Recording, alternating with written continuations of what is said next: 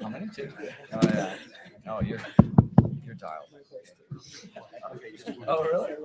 Oh, that's cool. That's cool. You'll do great. Hi, guys. Hey, John. I love doing panels where we have more panelists on the table than in the audience. But I will tell you that this is an audience where there's very little differentiation between the listeners and the speakers. And the goal here is absolutely to get a conversation going between all of us. I want everyone to walk out of here with at least one epiphany that will benefit you. And I'm talking about my speakers as well. The first thing that I ask everybody, and they'll vouch for this when they speak for me, is what do you want to get out of this? And on that note, how many people here are in the audio or music business? Okay. Can I give you guys some feedback? Bear with me, guys. You okay with feedback? Feedback. Let's hear some feedback. Oops, sorry. It was positive. That's because he's heard it before. You don't have any idea. How many times have we heard? How many times have we heard that, Mr. Leonard? But it's always good the first time. It works. Okay. Repeatability, familiarity. So imagine this. Okay, let me just, who's not in the music business? So what do you do? No, yes, you. I have a studio in Brazil, produce music and virtual reality. Tudo bem, muito obrigado. I worked for Globo for 22 years. What do you do? I'm a researcher, and basically my research is about process in the movie industry and entertainment. Nice. This will be good for it because this is the part of the future. What do you do? I'm a journalist. I write about entertainment and tech. Nice. What do you do? Software. Software. Well, these days that doesn't mean anything. What do you do? Trying to get it to VR. VR. Okay, good. No, you are. No such thing as try ever. What do you do back there? Just having finished that wonderful muffin? Pardon? Okay, and you produced 37 gold albums? Yeah, that's it. 7 years. Okay, great. So what do you do? Work for a camera company.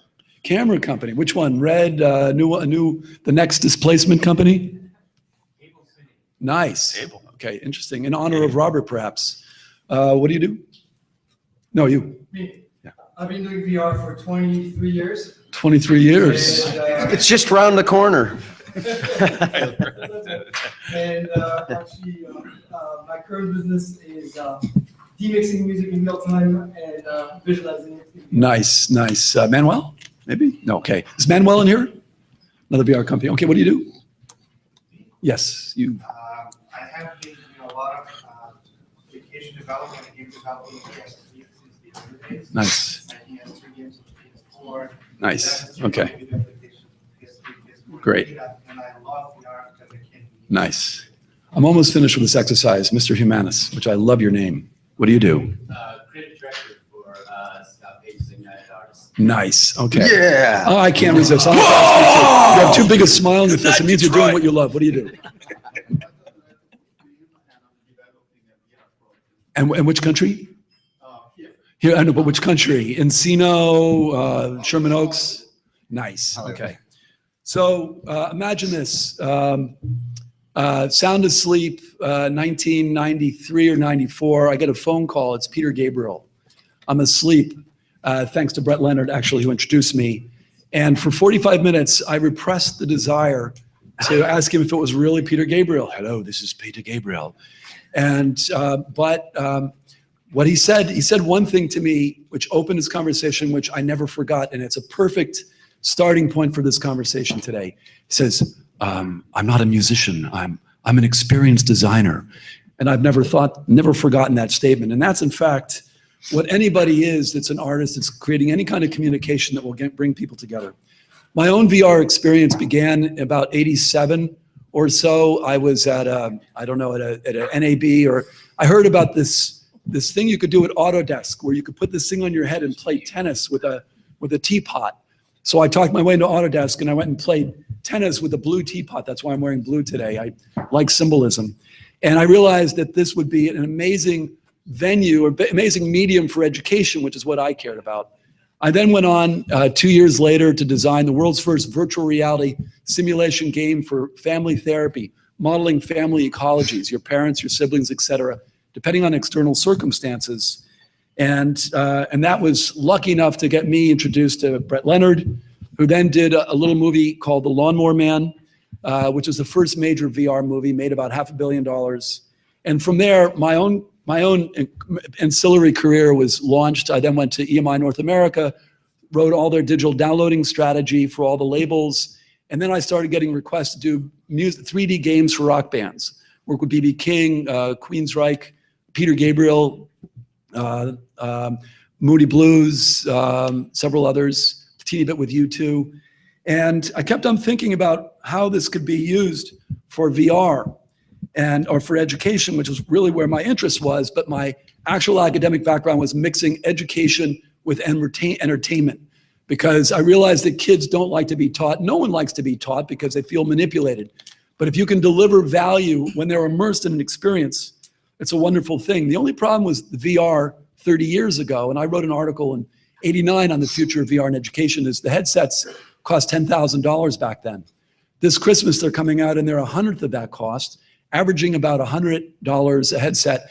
And I promise you the margins are massive. It costs much less than that at this point to produce the first generation of virtual reality headsets that are going to really bring this out there, not as virtual reality, because as with every technology, CD-ROM, DVD, digital video, they all get sucked into the Borg.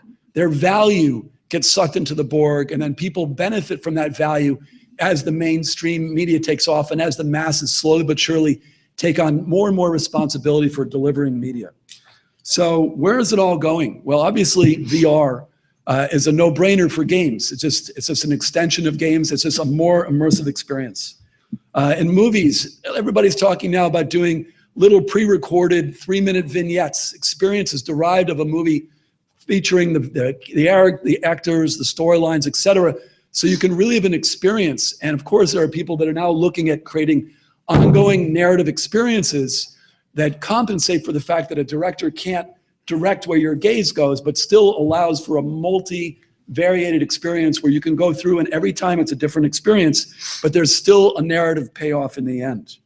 Education, of course, is something that's very interesting to me. There's a lot of physics, science, math. There's a lot of phenomena that can be taught in education. It's very interesting.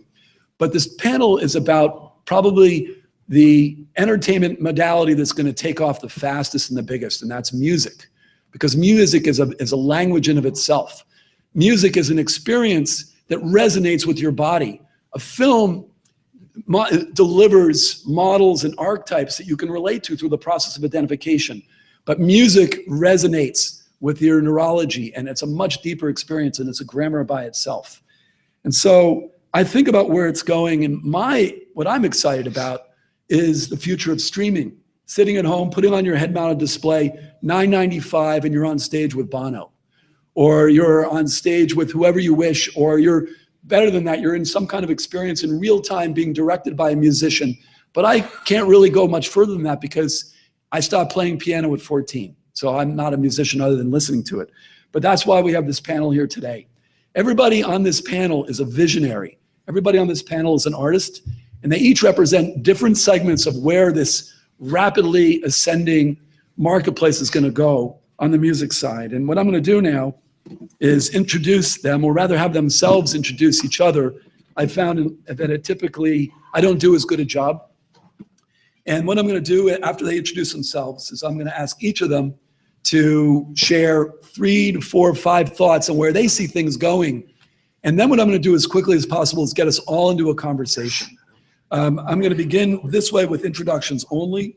And I want to ask Craig Dalton, very good fellow, guy who's trailblazing the pragmatic area of getting VR out there instead of the highfalutin area of what can it be. Craig, introduce yourself, please. Good morning, everyone. Craig Dalton from Dodo Case. We're a San Francisco-based company that's a strategic partner with Google, producing Google Cardboard. So Google doesn't actually sell cardboard. You may have not become aware of that, but we do. And what we've specialized in is creating custom branded units for brands, advertisers, bands, et cetera, so that when you're experiencing VR, everybody's seeing a little bit of what you're experiencing. And if you haven't put one of these viewers on your head, please come find me afterwards. I'll put a phone in and you can see just a glimmer of what it could mean for the music industry. Because as David alluded to, it's amazing how VR can transfer you to another place and bring you into an experience that's going to make you want to go attend a live concert and want to get more engaged with a band. So One question, what are these going to retail at? Or what are they real? You're selling them already. yeah, $25. And so that would be almost 1,000th of what it was 30 years ago. Exactly. And when did you start selling these? May of last year. So we're about a year old in this market. And how many have you sold so far? About 250,000. VR's here. Okay, the next person I want to introduce is Matt Collado. And by the way, one of the interesting things about this panel is there's no ego. They're all really nice people. These are artists here. And Matthew, talk a little bit about what you're doing. Well, me too, but you know. Good morning. All the way from New York, by the way. Yeah, I'm Matthew Collado, co-founder and chief content officer at Little Star. We are a destination for premium immersive content, so anything from 360, 180, 3D. We have mobile apps that are out on Android and iOS. Our Gear VR app just got approved by Samsung, so you can download it and check it out there. I've been in the music space for almost 10 years now, producing traditional 2D video, and now getting into producing immersive content. And it's absolutely correct. You know, music is gonna, I think, push VR forward. These musical experiences of being in the studio with your favorite artist, or you know, backstage with them, and I think that you know we're really gonna start to see VR come to the forefront of you know, music. Tim Gedimer, longtime pro, massive participation in the music video world, audio genius, working with Jaunt, helping him define and bring new standards in the audio side, and a great parent as well. Tim, go ahead. This is a theme, by the way. Everyone here is a parent. Thanks a lot. Yeah, Tim Gedimer. I own a company called Source Sound here in Los Angeles. Essentially, we occupy the traditional audio post-production space here in Hollywood. We've been working with filmmakers and content creators essentially in traditional media for 26 plus years. We got introduced to VR through the Jaunt people up in Palo Alto. And since that time, we've become intrigued by the new processes that are being thrust upon us in regards to creating content for 360 virtual reality. It's fun.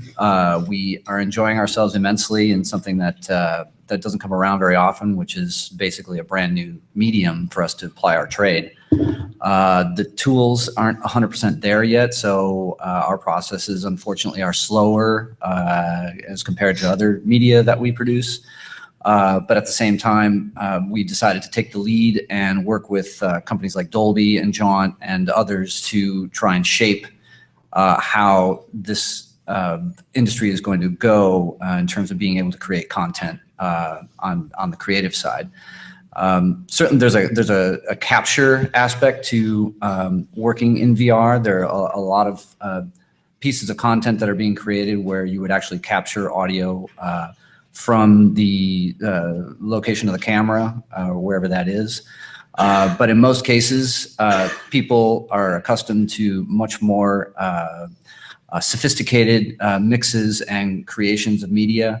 So unless it's specifically designed to be an intimate kind of relationship, we have found that in order to make virtual reality at the same quality level as the rest of the media that we work in, that we have to apply, you know, much more than just a microphone at the camera position. So in the case of the work that we're doing with Jaunt in the music side with Paul McCartney and Jack White specifically, you know, all of the materials that are mixed at the board, all the audio materials that are mixed at the mixing console have to be fed to us so that we can create basically the illusion that you are on stage with Paul or on stage with Jack, when in fact, if you listen to the microphone that was placed at the camera position, you would not be terribly impressed. So we have to navigate all those waters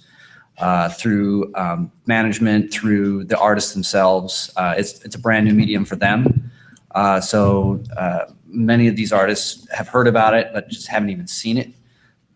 So, you know, there's some hand holding that has to happen in terms of education and getting people on board with what it means to actually do a 360-degree virtual reality mix of their music.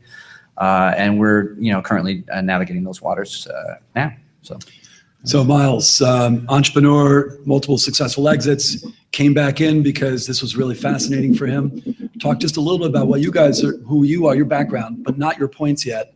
I'm very interested in what you're doing because you're moving towards the streaming side, which I'm really waiting for. Sure, thanks. I've been in this space for a long time, 10 years, and with Immersive Media. And we've recently done a joint venture with Digital Domain, focusing specifically around media and entertainment. It's called IM360. We see the worlds of both the video live action content and the CGI and digital humans, AR sort of things, really starting to blur as you enter into VR space. Music is something that I believe is, in terms of live streaming, there's typically sports, music, and news. And those are the things people like to enjoy live. And so we've really focused around trying to push the envelope in that area. I think the first music, we did MTV, like some live streaming with them, 5-6 years ago, to just web-based sort of second screen stuff. Built apps for the Black Eyed Peas and Taylor Swift, in full 360, their blank space stuff. So it's starting to grow and so forth. But the real piece of this is the interesting part of being able to take something and really teleport somebody into a different area and have an experience. And I think you touched on it, being able to go, it's not just necessarily I want to have that front row seat, but I want to have that VIP pass. I mean, how many people, it's that coveted backstage pass, or being able to actually be part of the entourage and get places you can't typically go. And those are the things that we see a lot of potential in this area. Brett. So because I made a movie about virtual reality 23 years ago, it got me thinking about it. And it grabbed a hold of me, and I haven't been able to stop thinking about it since. And in the meantime, I've watched a lot of what was imagined in that film start to actually come true, and now billions of dollars chasing it as an idea, and 1,000 headsets that all look like the props in the movie, and it's a very strange time for me. And it also is exciting because all of us would agree, we all are, been thinking about this and doing things in it, but we all are at the very beginning of what this is. This is how often in a lifetime does a new medium come along? I mean, this is like, before Eisenstein established what montage was. That's where we are right now, because as a storyteller, my primary interest is in telling stories within virtual reality, or having, not really storytelling in the linear sense, but having a narrative experience in a narrative environment. And I believe that, weirdly enough, although VR is in some ways a subset of cinema, and cinema is my writ large religion, all of it's a subset of music. I think cinema is a subset of music. I think that VR is essentially a new kind of musical expression, because musicality, if it's not found within any of these new mediums, it doesn't happen. Cinema didn't happen until musicality found it, not necessarily in audio terms, but in terms of visual storytelling. Now we're at that moment where we're just starting to establish what these things are. And what's exciting to me is that all these new technologies are coming that enable thinking about it in a different way. So there literally is this noosphere area where we don't know anything yet. And that, to me, is the most exciting thing about VR right now.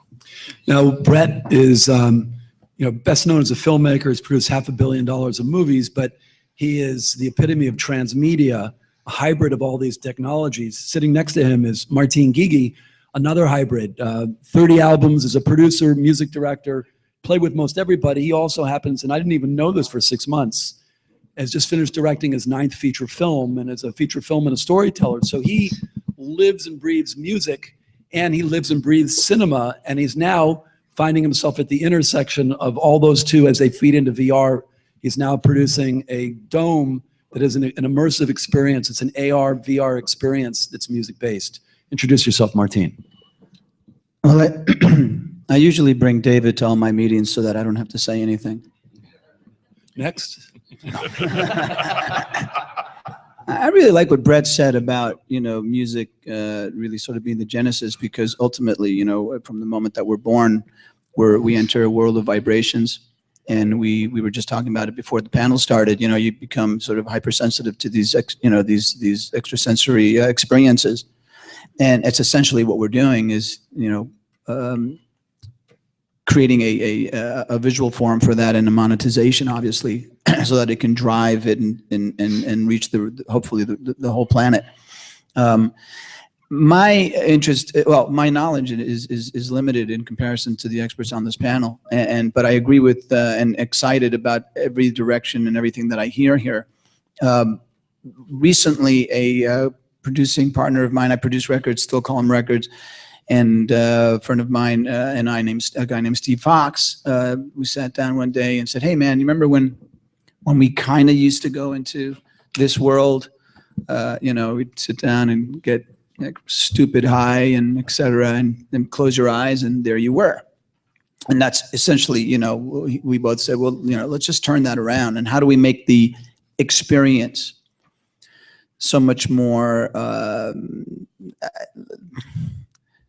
how do we create a world for the music concert goer or the audience, so that the perception is actually 360 degrees? Well, we said, okay, I remember going into a planetarium, and then boom, it became very organic. And so we're in the process of right now in construction, of all places in Vegas, of this, what we'll call the Rock Dome. And it's essentially that, it's a 360 degree experience of live music event. And it has a VR component, which I can talk about more later, as how it translates to those who are sitting at home, via placement of 65 cameras and allowing the individual at home to actually be in any part of that dome and still experience what everybody in that dome is experiencing, both from a vibrational perspective as well as visual. So I'm excited about that. I'm learning as I go along. And pardon? You look excited. Well, that's because I have my hat on. But I'm gonna let you introduce Scott, because I know that Scott has to leave us, unfortunately. So I have a master's in education. It's mental health education, and self-esteem is a big part of that. So before I make my last introduction, I want to give you a little dose of self-esteem. Hold on one second. You're great. Scotty Page was invited on the panel about 14 minutes ago. He just happened to come up to say hi to us. We've all been brothers for many years. I get to be Bob Ezrin, my buddy. That's right. That's how I met Bob. Unfortunately, Bob couldn't be here today because of unexpected family issues, unfortunately. But it's amazing that Scott showed up. Scott is perfectly suited to be here. He was the saxophone for Pink Floyd, Supertramp, Toto. That was all the launch that propelled him into the entertainment and technology business. I had his name on the back of a card from Atari, and I thought it was the guy from Atari. So in 1988 or 87, I called this guy, "Hey, is this Robin?" He goes, "No, it's not Robin, but who's this?" And I said, "David Traub." He goes, "What do you do?" He says, "I'm doing digital video, multimedia." We got to talk.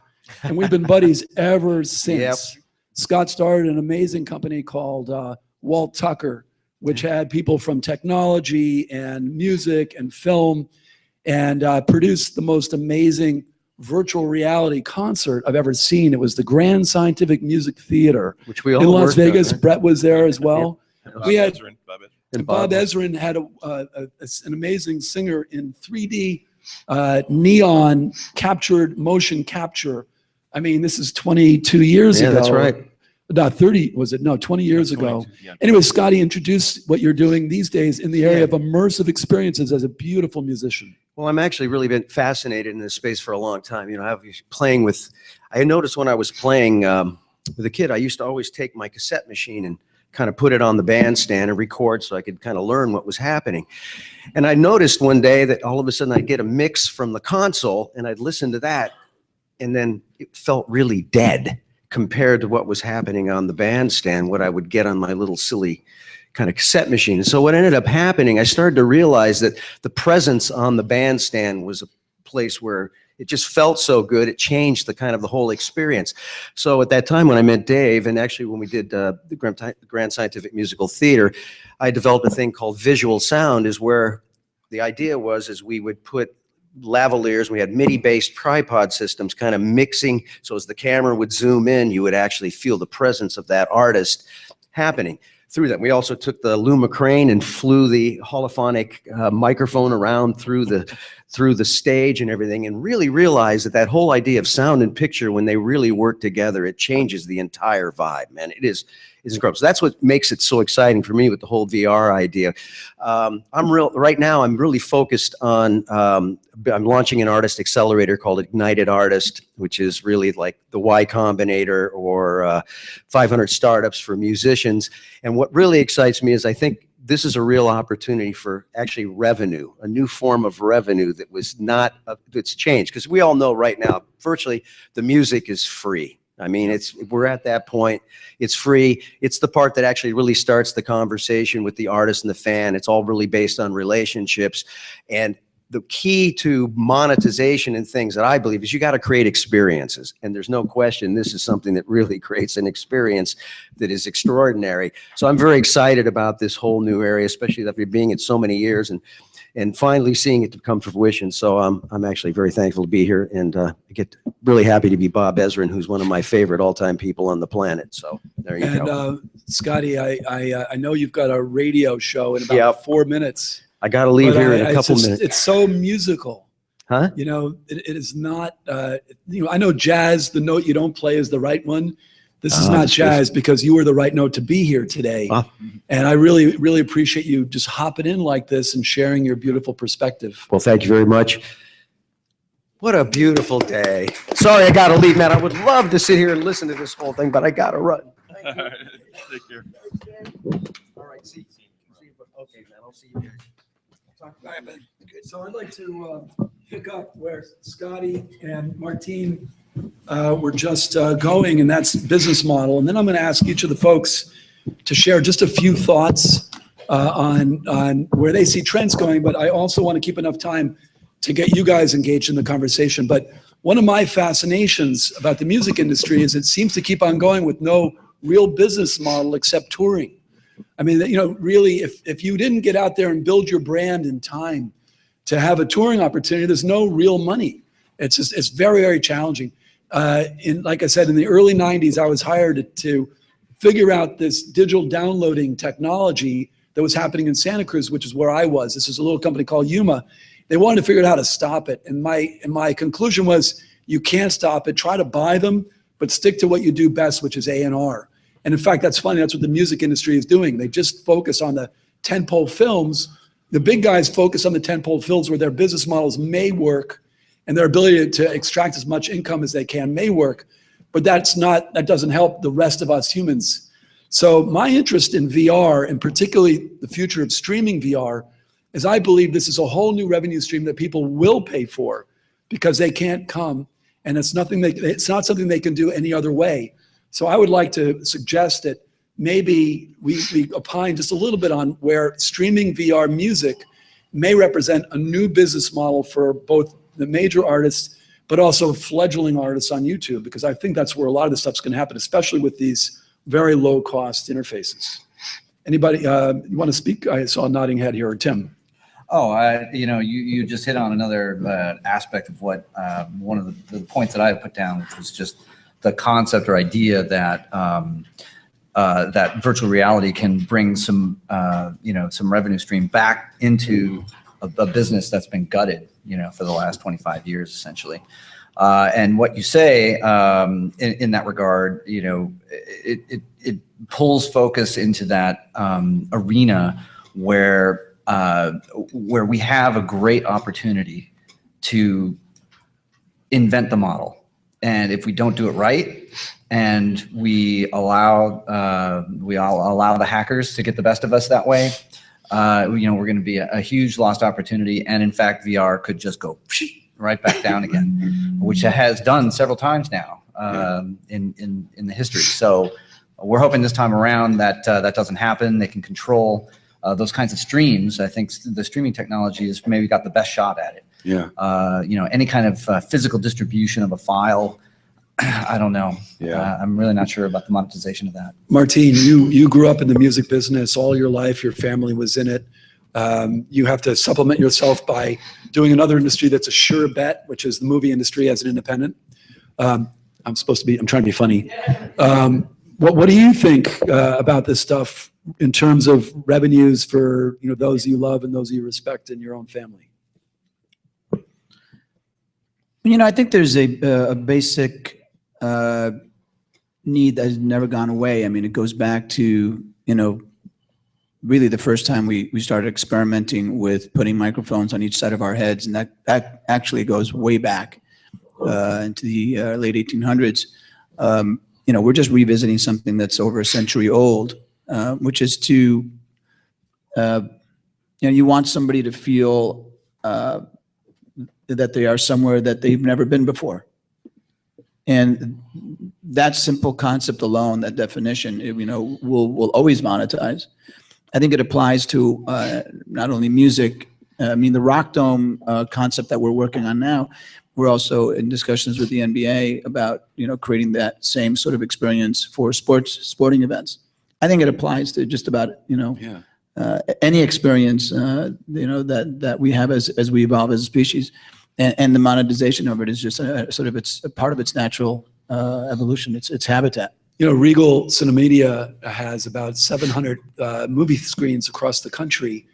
And what they do is they fill those screens during the day when people don't go to school or don't go to work by bringing in the Metropolitan Opera and ballet and other things. And what I envision is that this streaming capability is going to bring experiences. It's going to bring opera to Ohio. Without a doubt.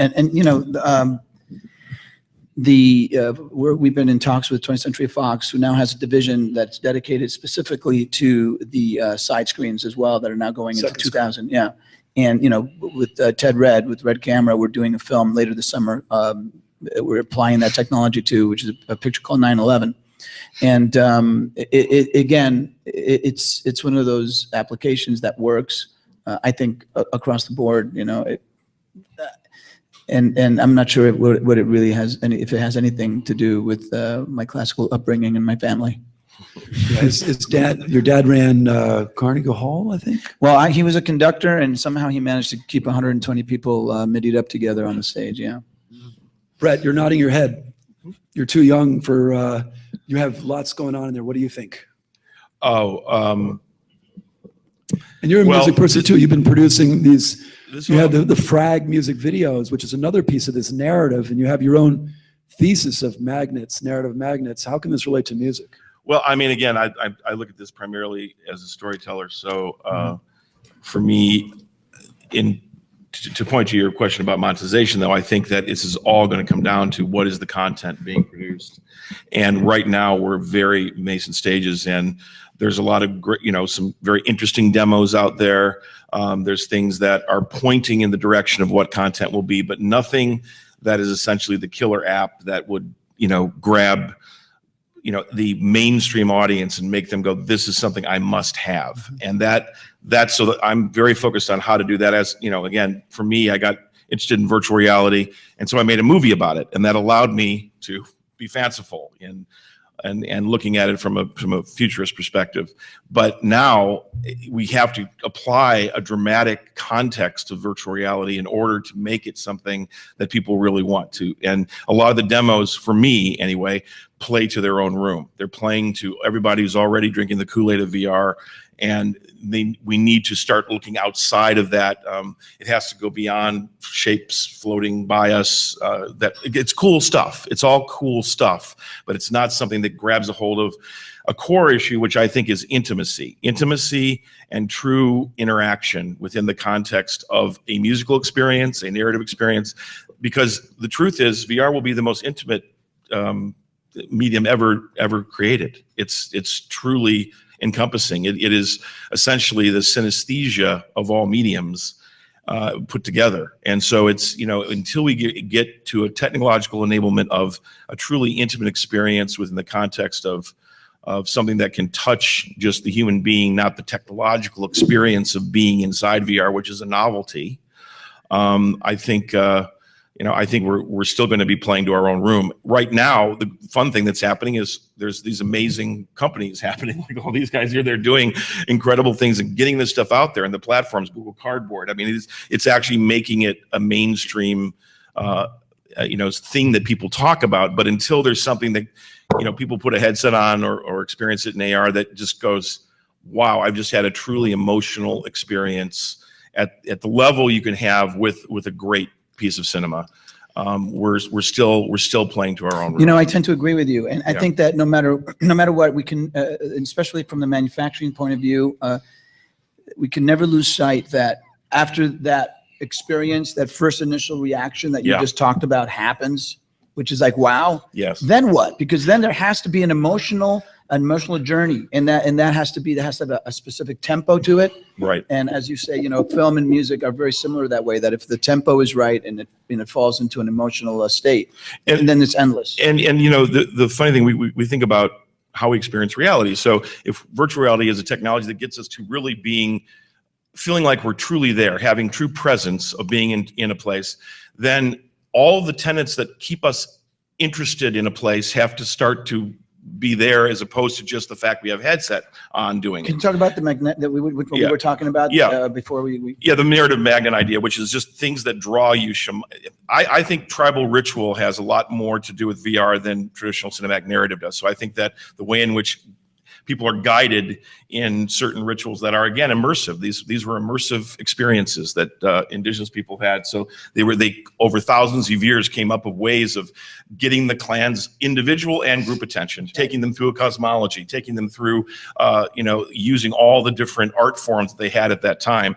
So the mechanistic tenets of that, I think, apply to VR very closely. But think about in VR, some of the demos, you're in a place and you look around and you're in a school place. But think about it, if you're in a place and you look around, your attention is kept for what, 15 seconds? Unless something happens, unless some energy draws you, unless some kind of human experience starts to happen within that space, boredom happens very quickly. So VR, the novelty of VR, just getting you to another place, is going to wear off very quickly, and we have to move to experiences that truly transform. And that's that's the challenge of artists in the medium. So Brett, as a director, Yeah. you have a primary weighted magnet, which may be the denoyment of the storyline, but you're going to have secondary magnets and tertiary magnets for those that may want to look elsewhere.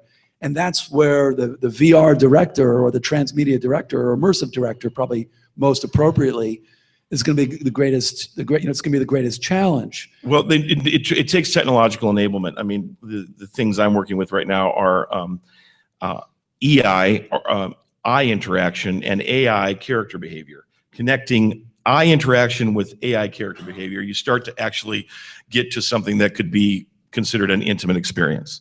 Because until there's intimacy in the medium, humans are not going to be drawn to it. So that technological enablement is necessary to get us to that.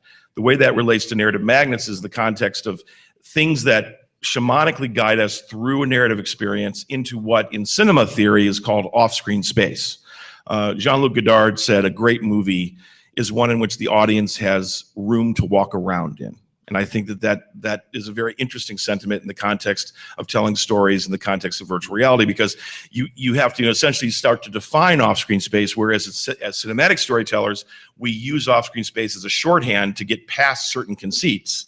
Now we have to actually involve those worlds and have those become part of this narrative environment. So it's a fascinating area, and the great thing is that there's billions of dollars chasing it. There are platforms erupting out of everywhere. There's going to be monetization models that come about only if the content becomes something human beings are really moved by. That's pretty much what I think. Yeah, just to interject, since it would be boring if we all agreed with everything, I actually would argue that some of the experiences we have today are super compelling, particularly the Paul McCartney stuff that Tim worked on from Jaunt. I've demoed that to probably 10,000 people at various events as what VR is all about, just to give them a glimpse of the experience. And what I've seen time and time again is this look of shock and awe and enjoyment and smiling and laughing like a schoolgirl. And inevitably they pass it off to the person next to them because it's something otherworldly. Explain it so they can visualize it. So you're sitting watching Paul McCartney sing a song, and it's filmed in 360 immersive video. You've got the sound coming from all directions. You're able to look at Paul McCartney, which is what sort of every filmmaker would shine on, but you could spend the entire 4.5 minutes looking at the bass player or the roadies or the crowd. So what we see with video in VR is that it's played many, many, many more times than any other type of video format. So that 4.5 minutes probably equates to sort of 50 minutes of enjoyment, because it's literally a choose your own adventure every time you're there. And I just realized that in a cinema, you have essentially one auteur, it's the director. You could argue maybe for the DP or some other folks, but with a band like U2, you've got 4 directors. You've got 4 engines creating, and each one of them is a fascinating story. I hadn't even thought about that until now. Absolutely. And you sit there and you have the experience that you want. And I'm not a big concert goer, but I find myself compelled now to sort of go seek out live music, because I'm reimagining and reminded of what the experience looks like. So I feel like it really has a big place in the music industry to bring people back to desiring to go to concerts and live experiences. Brett used the word intimacy, and that made me think of what you said about the VIP room, Miles. You're building an engine for manifesting what we're visualizing. How does this reconcile in this notion of capturing an experience today, a reality, which is a rich, and I don't think that you and Brett disagree. I think music is a very rich experience for anybody there. I think Brett is just saying, where can we go beyond just a capture of a live audience? And in a way, it's like Douglas, who invented cinema prior to montage, which was a single camera filming a train moving or maybe a play, D.W. Griffith. And then Eisenstein, who then learned to introduce montage, which is multiple cuts, which could get a suspension of disbelief. So this is a completely valid experience. Well, it's like we're at the time with Edwin Porter and Thomas Edison it was the Edison company, but it was Porter who shot it, which is the train coming into the station. Okay, that was absolutely compelling for a huge number of people. They came into this room, many of them ran out screaming, thinking a train was coming to actually destroy them. It was the moment in cinema that came live. Right now, that's the moment we're in, where it is very compelling. It's a truly compelling moment. What's interesting to me is to see what is that next step to garner another level of experience past those initial embodiment of the medium itself, because the embodiment of the medium itself is the drama right now. And funny, I mean, I understand that greatly because I made a movie that embodied the drama of virtual reality, and that got out to a very large audience. So it's about how we dramatically contextualize this from here. Right now, we're starting with, yes, there's a really compelling experience. I think anyone here, how many here have experienced Crescent Bay, Oculus Rift Crescent Bay? So, and there's some pretty interesting things in that for me start to go, okay, VR is real. I mean, it's getting past certain resolution issues. It's getting past, the 20-second transport latency issue. Still a long way to go, but it starts to get compelling enough for, I come from Toledo, Ohio. So for me, I think about it's going to play for that guy in Toledo, Ohio, and so I always think that way as someone who needs to put butts in seats as a business. And so I just see the drama of VR being something that will start to erupt soon, and that will take it and make it more mainstream and thus more monetizable. So Miles, you come from a business place, but I know that you're an artist as well. We talked about that. What are you feeling in your heart right now as you see this and realize that you're helping to build the channels, the tools, the platforms to make this happen? From a creative perspective, what's exciting you? Well, actually, from a creative standpoint, there's a lot of opportunity. Quite frankly, the biggest frustration is this industry's been absolutely devastated. Over the years, it was built on the fact that, I bought an album, I scratched it, I bought another one, I bought an 8-track, I bought cassettes, I bought DVDs, now I buy one, and 30% of that revenue goes to iTunes. And the industry itself is, you make money, as you said earlier, by live streaming your stuff because you're putting bums in seats, and you make money. The artists now become a brand, and each one of those artists has to turn themselves into a brand that is going to ensure that people are going to show up. And whether it's in a real live stadium, when you get Tomorrowland, that's they get 5.6 million people apply for 400,000 tickets. That, to me, I go, there's an opportunity, because you've got a supply and demand problem. Now, from a creative standpoint, how do you take something and create a great opportunity for that other 5.6 million people who can't make it? And how do you make that immersive and really be creative around, I want to take it, put that camera on stage, I want to put them backstage. Quite frankly, you know, I don't know how many saw Tupac, the Coachella thing. You know, that type of digital human thing, that's what we want to see, is how do you start to create really neat experiences for people and immerse them? And quite frankly, they're willing to get out their checkbook and say, yes, I can, you know, I'll pay for this.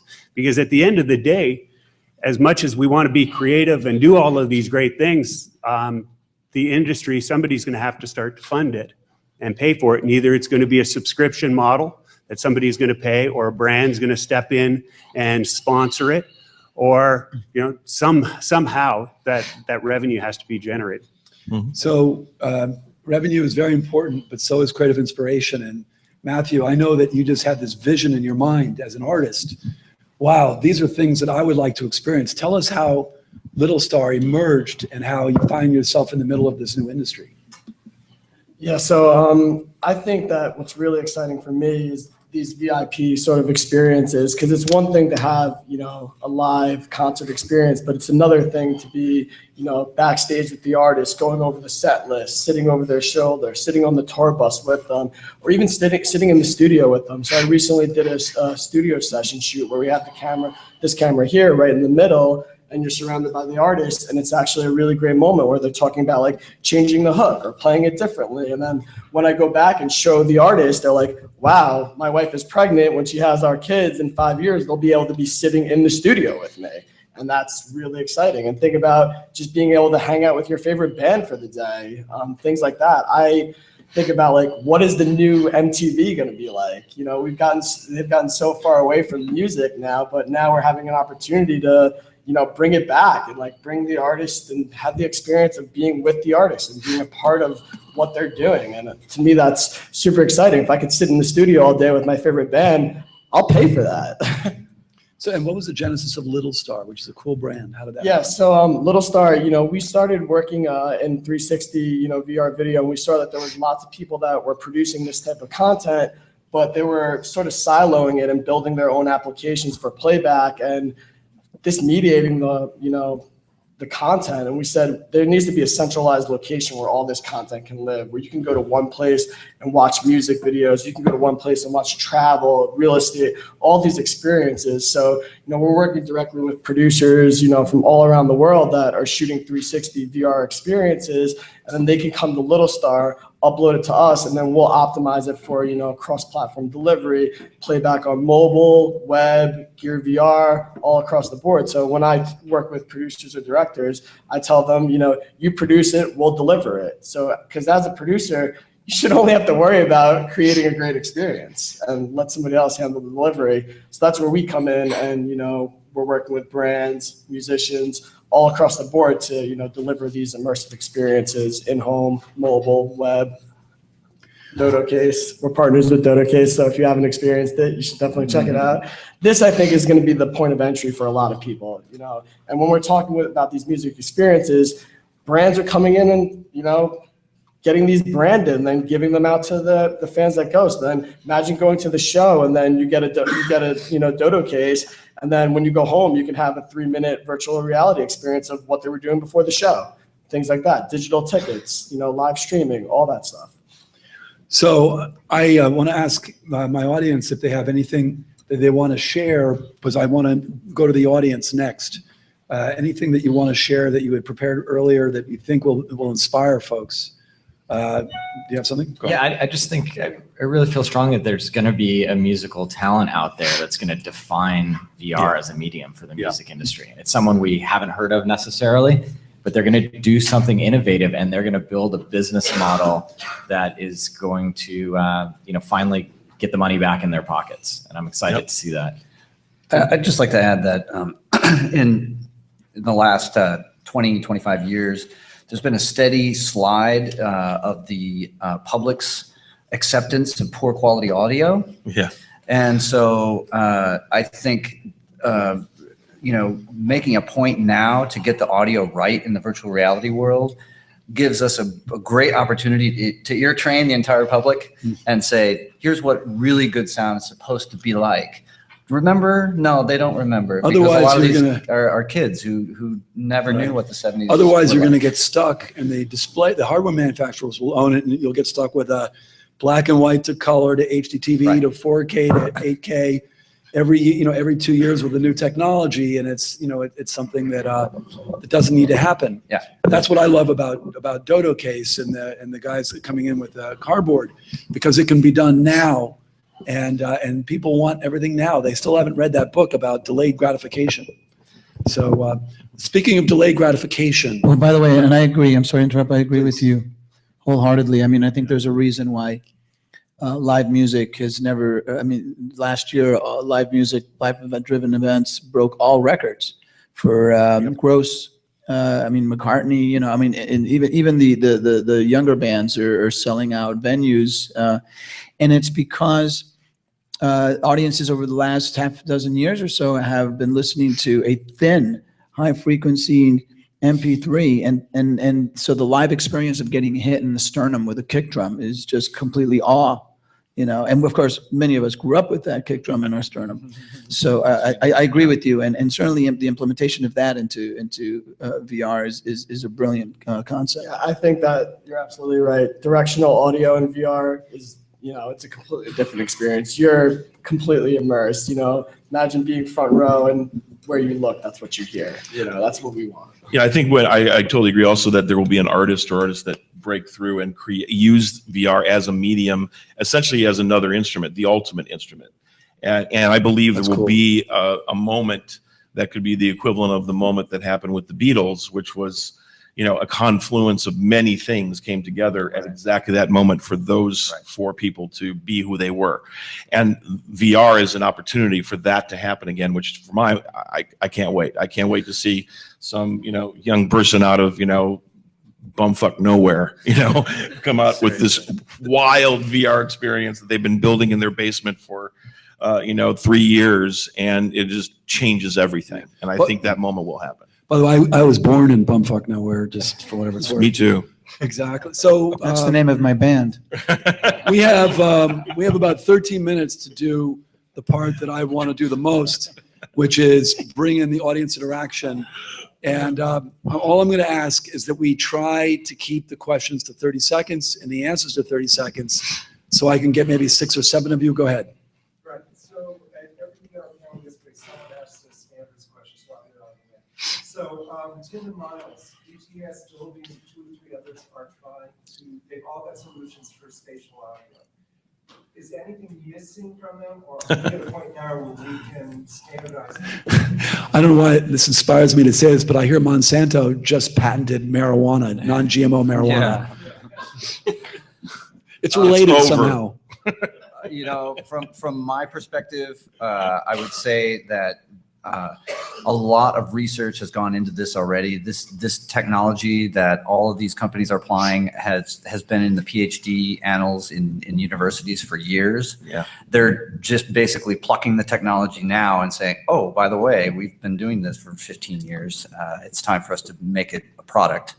So it's anybody's guess right now, to be honest with you. There are things missing. It's not perfect. None of it that I've heard is perfect, but it's certainly well advanced enough to.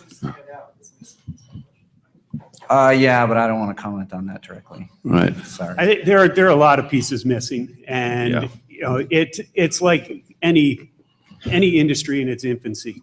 There are some fantastic things happening today, but there are some technological barriers to enabling other components. Building out a lot of this for a device that doesn't really have the ability to play it back. So once you start to embed that technology into the playback devices, that will start to enable a little more functionality and standards. The sound is going to be what makes VR work.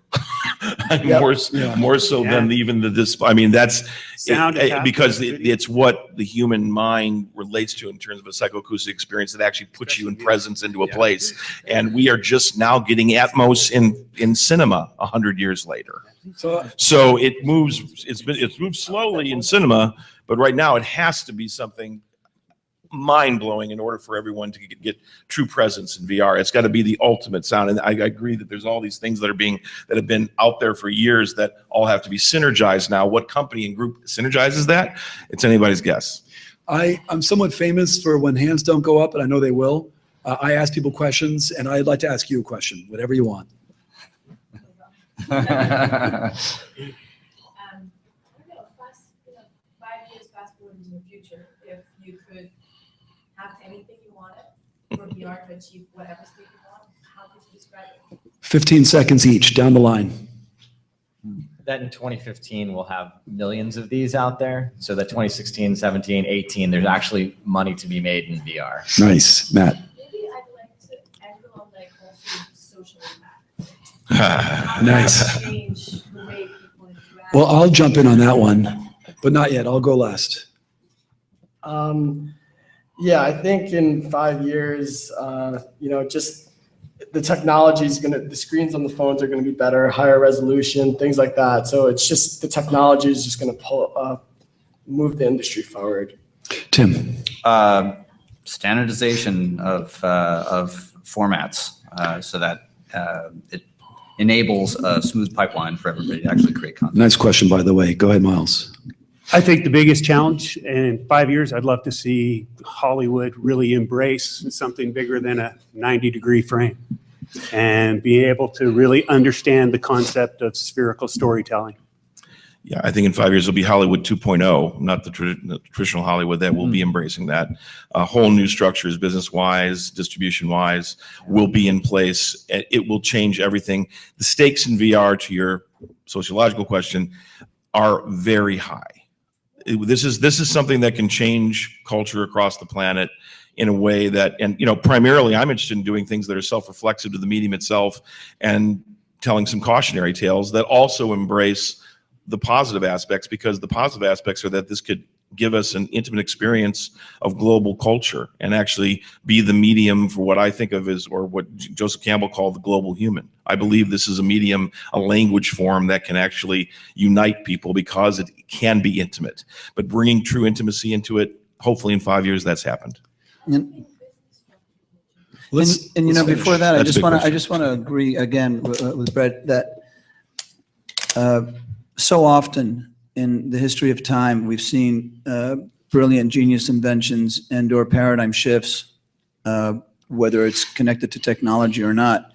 And most times than none, it's misused.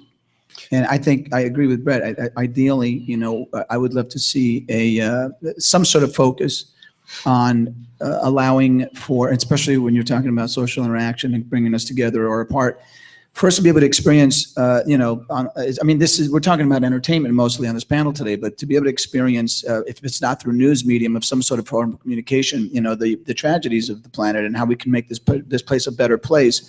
The only way for that to happen is for everybody on the planet, or certainly those who can make a difference and are in positions to do so, to be able to experience that. And sometimes you can't be in the middle of the earthquake. Sometimes you can't be, in the middle of an Ebola hospital, et cetera, et cetera. And along the lines of the concept of uniting us, that would be wonderful to see. 5, 10 years from now, the technology used for the better good, not just for monetization. I always run a risk of going last, and indeed, I had two visions. I'm a social impact producer.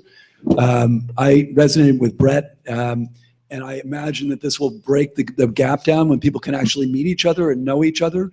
It'll be pretty hard for us to keep on fighting. There are already guerrilla news agencies that are negotiating to put 360 cameras in the war zones and in disaster areas so people can really see what it's like, so they can stop being numbed to the challenges that we have, so we can work together. Go ahead.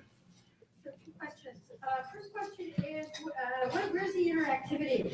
We're talking about bringing people together. How would that work if you were going to create an experience that you could connect via some kind of Skype hangout kind of experience where people can all be together. That's one question.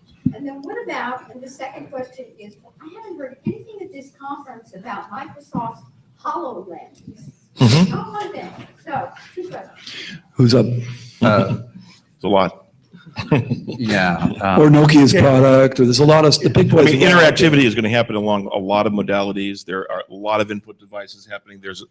I am focusing from my standpoint and the team I'm working with on eye interaction connected to AI character behavior so that you can actually have, because with eye interaction and the top level of what is happening in eye interaction technology right now is mind-blowing. And it literally is almost like reads your mind.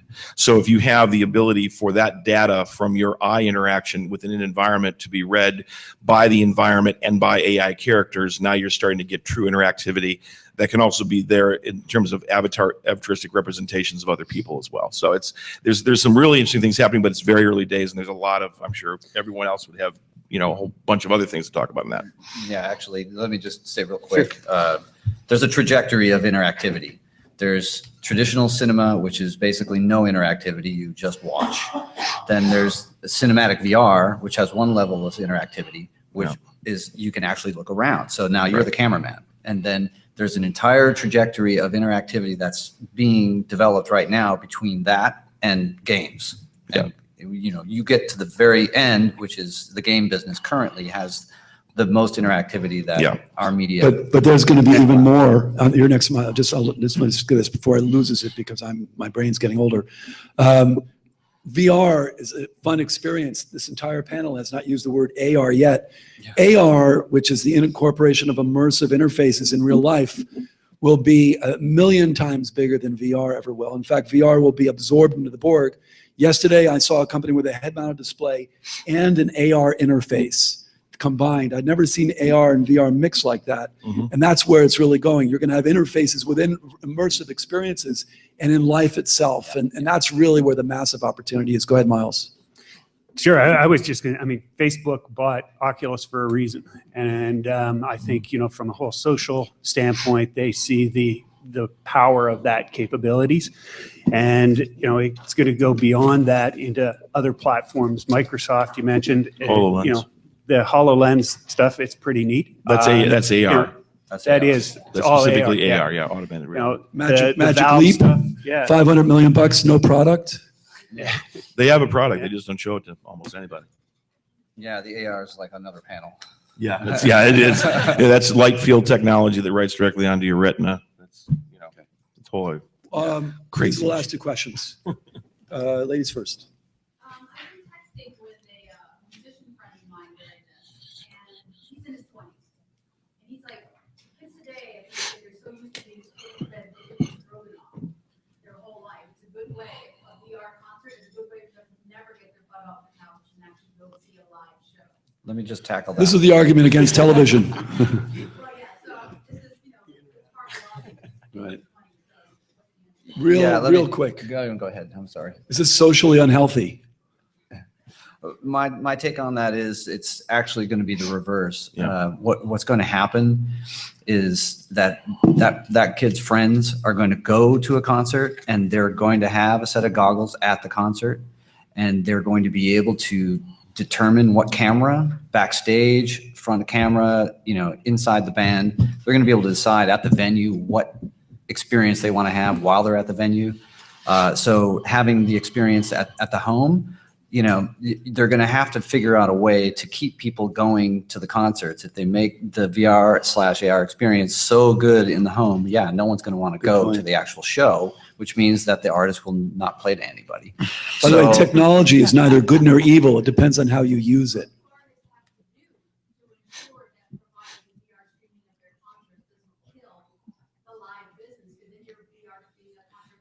Yeah, You go to work for the government. Just make a very compelling concert and make it a fun, special experience that you can't get at home with the VR stream. I had a question about where you see the role of physical movement in VR, in the sense that when we talk about reality, one of the things that makes the world real is we can get up and walk somewhere. We can walk through the Louvre and look at every room in the Louvre. I understand in music, it's a stationary experience when you go to a concert, but nearly any other kind of storytelling, if you're actually going to try to make it a real experience, would require you to be able to move from where you're standing. That's probably more AR than VR. VR could be dangerous. I mean, it depends on where you put your television and the doors and. It's coming. It's coming, but Yeah. You will get the last question. Yeah, I'm wondering what kind of social experience you actually see in the music. So, I'm watching a concert, whether it's in the virtual world or in 360 video, but, my friend's watching. What's our interaction? Sure. Think avatars plus AR. Well, also think online gaming. Think like that, where friends over the internet are talking to each other with microphones. Also, I think. Oh, sorry, go ahead. Last thoughts. I was gonna say, also, just outside of the headset, like, we're working on things and people are working on things like director's cuts, where the way that I watch a video is gonna be different than the way that he watches a video, and then being able to share your experience of how you saw the show. So I think that's gonna be very social. Sure. Craig, last thought. I think I already made it. What I want you to take away is that some artist will break in VR and make this thing happen. Tim? Agreed. We're waiting for that moment, that special moment where it blows wide open. Nice. That hasn't happened Which yet. goes back to it's going to be about the content. Period. Miles, last comment.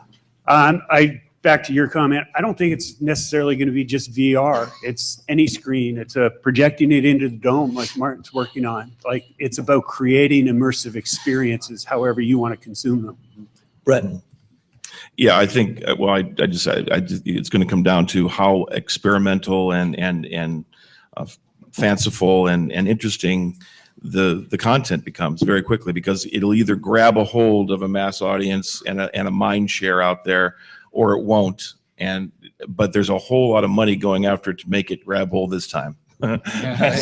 So that's encouraging, and it's just going to take really experimenting with these new forms to come up with really compelling content. Martine? Things are not, we embrace it, That's why we get up every morning, to discover something new. And the live experience won't go away. We're human beings. This is just another form of entertainment, another form of technology. There's going to be another one after this. It's not like goodbye to live shows. It's just, we adapt, people will pay a little bit more to go see a live show, and that's okay, because they'll want that, they'll need that, and they'll yearn for it even more, in my opinion. So I think it's just enjoy the journey. Enjoy the journey. My last two comments. This seems to be a panel about technology and experience, but as Brett was saying earlier, and as everybody concurs, in the end, it's about an experience, and it's about what Cicero said was the only things that really mattered when it came to an entertainment experience: story, character, and emotion. And the other thing I wanted to say from the bottom of my heart was thank you.